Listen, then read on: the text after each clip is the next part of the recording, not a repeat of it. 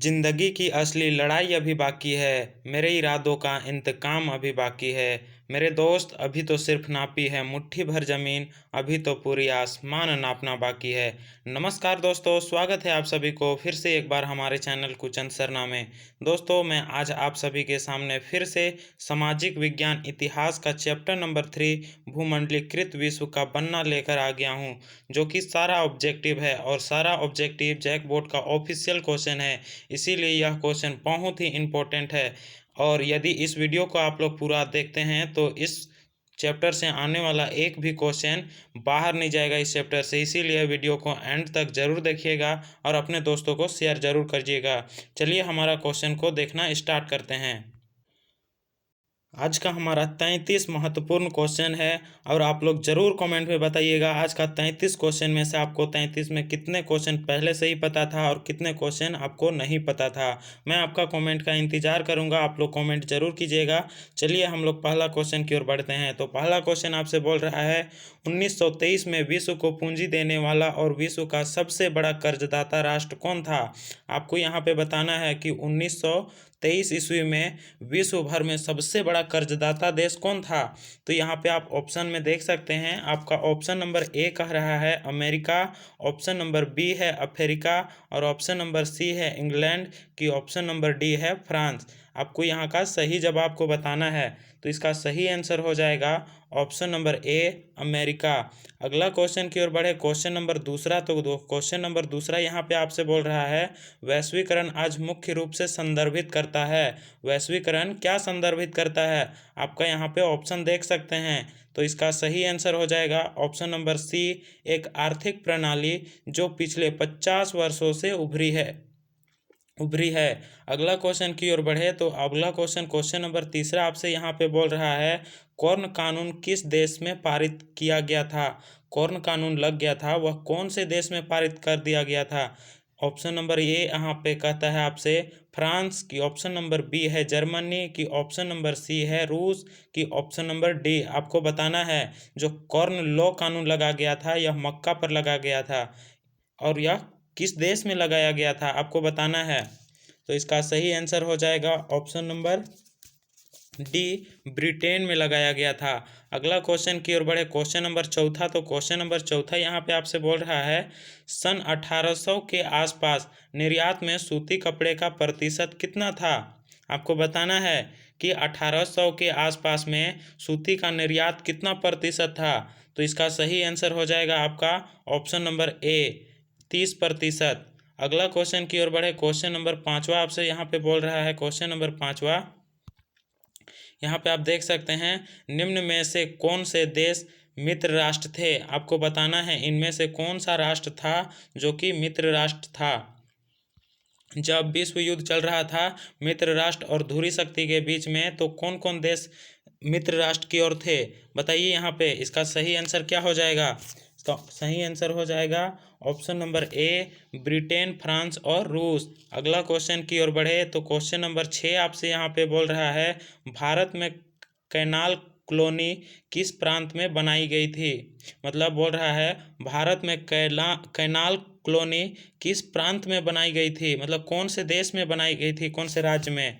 तो यहाँ पे आप ऑप्शन देख सकते हैं, इसका सही आंसर हो जाएगा ऑप्शन नंबर बी, पंजाब में बनाई गई थी। अगला क्वेश्चन की ओर बढ़े तो क्वेश्चन नंबर 7 आपसे बोल रहा है, एशिया को यूरोप और उत्तरी अफ्रीका से जोड़ने वाले मार्ग को क्या कहा जाता है। यहाँ पे आपसे ऑप्शन ए कह रहा है सूती मार्ग, ऑप्शन नंबर बी कह रहा है सिल्क मार्ग, ऑप्शन नंबर सी है उत्तर पथ की, ऑप्शन नंबर डी है दक्षिण पथ। आपको इसका सही उत्तर बताना है कि एशिया को और यूरोप अफ्रीका को जोड़ने वाले मार्ग को क्या कहा जाता था। तो इसका सही आंसर हो जाएगा ऑप्शन नंबर बी, सिल्क मार्ग कहा जाता था। क्या कहा जाता था, सिल्क मार्ग कहा जाता था। अगला क्वेश्चन की ओर बढ़े तो क्वेश्चन नंबर 8वां आपसे यहाँ पे बोल रहा है, बृहद उत्पादन पद्धति से बनी पहली कार का क्या नाम था। बृहद उत्पादन से बनी पहली कार का क्या नाम था। तो इसका ऑप्शन यहाँ पे देख सकते हैं, ऑप्शन नंबर ए आपसे यहाँ बोल रहा है B model, option number B है सी मॉडल, सी है ए मॉडल की ऑप्शन नंबर डी है टी मॉडल। आपको इसका सही उत्तर बताना है। तो इसका सही जवाब हो जाएगा टी मॉडल कहते थे। क्या कहते थे? T model. अगला क्वेश्चन की ओर बढ़े तो क्वेश्चन नंबर 9 आपसे यहाँ पे पूछ रहा है 1928 से 1934 के बीच भारत में गेहूं की कीमत कितनी प्रतिशत गिर गई थी? भारत में गेहूं की कीमत कितनी प्रतिशत गिर गई थी 1928 से 1934 में? आपको यहाँ का सही जवाब बताना है। आपका यहाँ ऑप्शन देख सकते हैं 50% की 60% की 40% की 25%। तो इसका सही जवाब क्या हो जाएगा? इसका सही जवाब हो जाएगा ऑप्शन नंबर ए 50% की गिरावट आ गई थी। कितना की? 50%। अगला क्वेश्चन की ओर बढ़े। क्वेश्चन नंबर 10वां आपसे यहाँ पे पूछ रहा है निम्न में से किस फसल की शुरुआत से यूरोप गरीब गरीब से बेहतर खाने और अधिक समय तक जीवित रहने में सफल हुए? मतलब आपसे क्वेश्चन यहाँ पे पूछ रहा है कि मतलब ऐसा कौन सा फसल था जिससे यूरोप के गरीब पहले से बेहतर हो गई थी, मतलब पहले की ज़िंदगी से बेहतर हो गई थी, वैसी कौन सी फसल थी? यहाँ पे आपका ऑप्शन नंबर है इस स्पेगेटी की, ऑप्शन नंबर बी है टमाटर की, ऑप्शन नंबर सी है आलू की, ऑप्शन नंबर डी है सोया। इसका क्या आंसर हो जाएगा? तो इसका आंसर सही आंसर हो जाएगा आलू की फसल। अगला क्वेश्चन की ओर बढ़े। क्वेश्चन नंबर 11 आपसे पूछ रहा है होसे मेला का आयोजन कहाँ किया जाता था? होसे मेला जो एक मतलब मेला लगाई जाती है वह कहाँ आयोजन किया जाता था? इसका ऑप्शन आप देख सकते हैं यहाँ पे क्या होगा। तो इसका सही आंसर हो जाएगा ऑप्शन नंबर सी त्रिनिदाद में होता है। अगला क्वेश्चन की ओर बढ़े। क्वेश्चन नंबर 12 आपसे यहाँ पे पूछ रहा है, देख सकते हैं निम्न में से कौन ब्रिटेन वुड्स के जुड़वा संतानें हैं? ब्रिटेन वुड्स की जुड़वा संतानें कौन है? आपका यहाँ ऑप्शन देख सकते हैं। तो इसका सही आंसर हो जाएगा ऑप्शन नंबर बी दो अंतर्राष्ट्रीय बैंक ICMF और वर्ल्ड बैंक। चलिए अगला क्वेश्चन की ओर बढ़ते हैं। तो अगला क्वेश्चन आपसे बोल रहा है यहाँ पे क्वेश्चन नंबर 13 वृहद उत्पादन व्यवस्था किस देश में आरंभ की गई थी? वृहद उत्पादन व्यवस्था था वह कौन सा देश में आरंभ किया गया था, मतलब शुरुआत किया गया था? इसका आप यहाँ पे ऑप्शन देख सकते हैं। ऑप्शन नंबर ए यहाँ पे बोल रहा है ब्रिटेन, ऑप्शन नंबर बी है रूस, सी है अमेरिका, डी है जर्मनी। आपको बताना है वृहद उत्पादन व्यवस्था कौन से देश में किया गया था? तो इसका सही आंसर हो जाएगा ऑप्शन नंबर सी अमेरिका में किया गया था। चलिए क्वेश्चन नंबर 14 की ओर बढ़ते हैं। तो क्वेश्चन नंबर 14 आपसे यहाँ पे पूछ रहा है, देख सकते हैं निम्न में से किसने पूर्व आधुनिक दुनिया में रेशम मार्ग के द्वारा यात्रा नहीं किया था? आपसे बोल रहा है कि रेशम मार्ग के द्वारा किसने यात्रा नहीं किया था? यहाँ पे आपका ऑप्शन देख सकते हैं।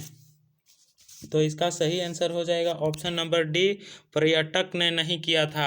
अगला क्वेश्चन की ओर बढ़े। क्वेश्चन नंबर 15 आपसे यहाँ पे बोल रहा है गिरमिटिया मजदूर बिहार के किस क्षेत्र से भेजे जाते थे?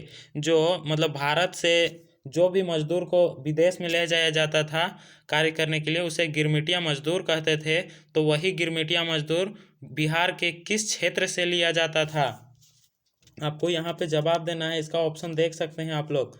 इसका सही आंसर हो जाएगा ऑप्शन नंबर बी पश्चिमी क्षेत्र से लिया जाता था। चलिए क्वेश्चन नंबर 16 की ओर बढ़े। तो क्वेश्चन नंबर 16 यहाँ पे बोल रहा है ऑटोमोबाइल्स का उत्पादन करने के लिए असेंबली लाइन की अवधारणा को किसने अपनाया था?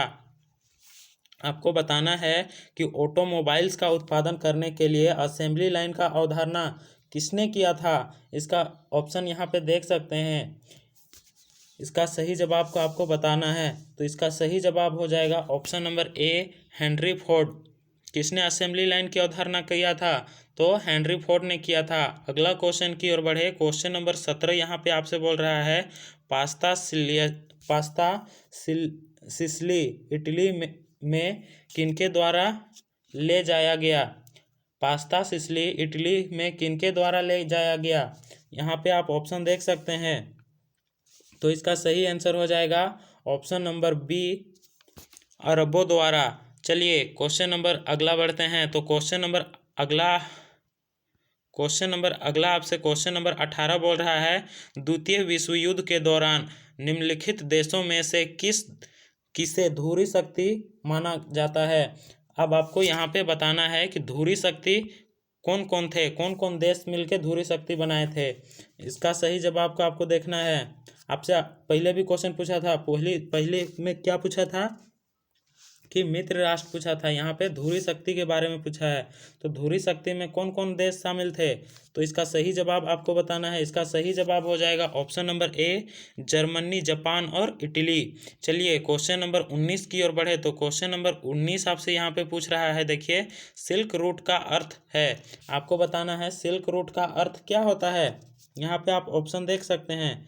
इसका सही आंसर हो जाएगा ऑप्शन नंबर डी, एशिया को यूरोप और उत्तरी अफ्रीका से जोड़ने वाला मार्ग का नेटवर्क को कहते हैं सिल्क रूट। चलिए अगला क्वेश्चन, क्वेश्चन नंबर 20 आपसे यहाँ पे पूछ रहा है, दक्षिण अफ्रीका में एल्डोराडो का क्या है। मतलब बोल रहा है दक्षिण अफ्रीका में एल्डोराडो क्या है।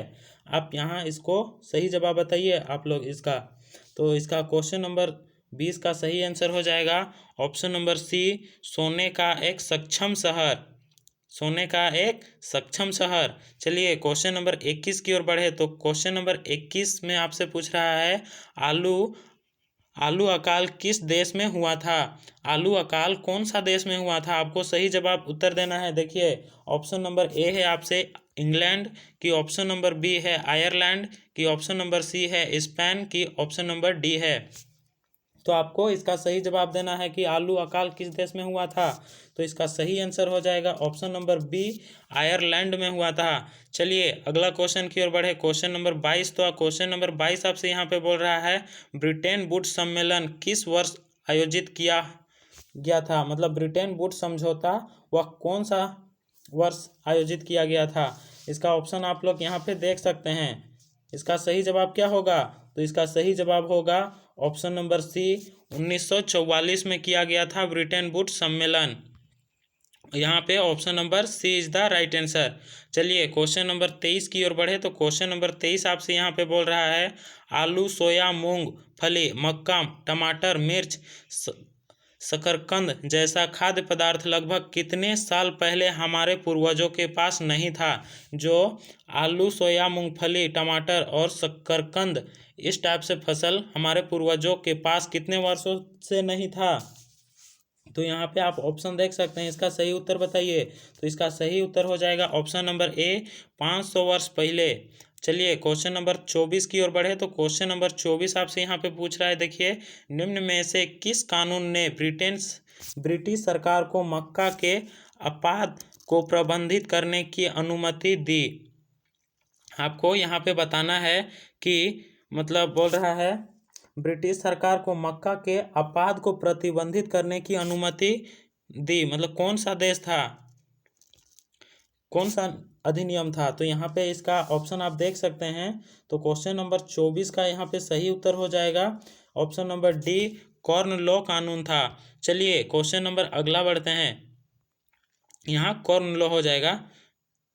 चलिए क्वेश्चन नंबर 25 की ओर बढ़ते हैं। तो 25 नंबर आपसे बोलता है, 1890 के दशक में रिंडरपेस्ट नामक बीमारी किस देश में फैली थी। रिंडरपेस्ट एक बीमारी था जो कि बहुत तेजी से फैल रहा था, ठीक है। तो यह कौन से देश में फैली थी, आपको सबसे पहले जवाब देना है। तो इसका सही जवाब क्या हो जाएगा, इसका सही जवाब हो जाएगा ऑप्शन नंबर बी, अफ्रीका। चलिए क्वेश्चन नंबर 26 की ओर बढ़ते हैं। क्वेश्चन नंबर 26 आपसे यहाँ पे पूछ रहा है, 19वीं सदी में यूरोप के लगभग कितने लोग अमेरिका और ऑस्ट्रिया में जाकर बस गए थे। आपको यहाँ पे बताना है सही जवाब। यहाँ ऑप्शन आप लोग देख सकते हैं। तो इसका सही आंसर हो जाएगा ऑप्शन नंबर डी, 5 करोड़ लोग, जो कि कहाँ जाके बस गए थे, अमेरिका और ऑस्ट्रिया में जाकर बस गए थे 5 करोड़ लोग। चलिए क्वेश्चन नंबर 27 की ओर बढ़े। तो क्वेश्चन नंबर 27 है, अधिकांश भारतीय गिरमिटिया मजदूर किस क्षेत्र से दूसरे देशों में काम करने के लिए ले जाया जाते थे। कौन सा राज्य से सबसे ज़्यादा गिरमिटिया मजदूर लिया जाता था। देखिए यहाँ पे ऑप्शन नंबर ए है Uttar Pradesh, option number B है तमिलनाडु की, ऑप्शन नंबर सी है शहर और ऑप्शन नंबर डी है इनमें से सभी। बताइए इसका क्या आंसर हो जाएगा। तो इसका सही आंसर हो जाएगा उपयुक्त सभी, मतलब इन सभी राज्यों से लिया जाता था गिरमिटिया मजदूर। चलिए क्वेश्चन नंबर 28 की ओर बढ़े तो क्वेश्चन नंबर 28 यहाँ पे आपसे पूछ रहा है, देख सकते हैं, निम्न में से कौन सी बीमारी अमेरिका के लोग के लिए विनाशकारी साबित हुई थी। एक बीमारी आई थी, वह कौन सी बीमारी आई थी जो कि अमेरिका के लिए विनाशकारी साबित हुई थी। यहाँ पे आप ऑप्शन देख सकते हैं। ऑप्शन ए है हैजा, ऑप्शन बी है प्लेग, ऑप्शन सी है चेचक की, ऑप्शन डी है निमोनिया। क्या हो जाएगा इसका सही जवाब? तो इसका सही जवाब हो जाएगा ऑप्शन नंबर सी, चेचक, जो कि अमेरिका के लिए विनाशकारी साबित हुई थी। चलिए क्वेश्चन नंबर 28 की ओर बढ़े तो 29 की ओर बढ़े तो 29 नंबर आपसे पूछ रहा है, द्वितीय विश्व युद्ध कितने वर्षों तक चला था। आपको बताना है कि द्वितीय विश्व युद्ध था वह कितने वर्षों तक चला था। यहाँ पे आप ऑप्शन देख सकते हैं, 2 वर्ष, 3 वर्ष, 5 वर्ष की 6 वर्ष। इसका सही उत्तर हो जाएगा ऑप्शन नंबर डी, 6 वर्ष तक चला था। अगला क्वेश्चन, क्वेश्चन नंबर 30 आपसे बोल रहा 31 बोल रहा है, विश्व का सबसे बड़ा शेयर बाजार कहाँ है। विश्व में सबसे बड़ा शेयर बाजार कहाँ है? तो इसका सही आंसर हो जाएगा अमेरिका में है। चलिए क्वेश्चन नंबर 32 की ओर बढ़े तो क्वेश्चन नंबर 32 है कि निम्नलिखित में से आर्थिक महामंदी के क्या कारण थे। आपको बताना है आर्थिक महामंदी का कौन सा कारण था। तो इसका सही आंसर हो जाएगा 32 का सही उत्तर हो जाएगा ऑप्शन नंबर ए, कृषि उपज का अधिक उत्पादन। चलिए क्वेश्चन नंबर 33 की ओर बढ़े और अंतिम क्वेश्चन है, तो आर्थिक महामंदी की शुरुआत कब हुई थी। आप सभी को उत्तर देना है कि आर्थिक महामंदी की शुरुआत कब हुई थी। तो इसका सही आंसर हो जाएगा ऑप्शन नंबर सी, यहाँ पे 1929 में हुई थी आर्थिक महामंदी। ये था आज का हमारा बहुत ही महत्वपूर्ण क्वेश्चन। आप लोग कमेंट में ज़रूर बताइएगा कि आपको इस 32 क्वेश्चन में से कितना क्वेश्चन आपको आया और कितना क्वेश्चन नहीं आया। आप कमेंट ज़रूर कीजिएगा, मैं आपका कमेंट का इंतज़ार करूँगा। चलिए आज के लिए इतना ही, फिर मिलेंगे नेक्स्ट वीडियो के साथ। तब तक के लिए बाय, वंदे मातरम।